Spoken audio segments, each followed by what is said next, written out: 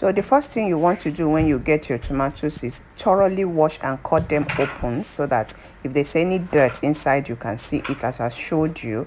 So what I do next will be to put them on fire, let it thoroughly cook. Sometimes I kind of drain the water, it's going to boil dried anyway. So but if you drain it, it saves you some gas, and it will easily get dried up. So when it dried to this extent, next is just to blend to smoothness. So I usually have like badges and badges of it. Once I do it like this, I store them inside the fridge, and it lasts as long as the fridge remains on, guys. So if it remains until 6 months, 1 year, your tomato will still be fine. What you just do anytime you want to use it is to bring it out from the freezer, defreeze it, and make stew. I don't use this market wrap tomato paste, because read the content is not what you are seeing on the label is in that content, so just be careful. So after that, this is it. I put it in a storage container, just cover it tight and store.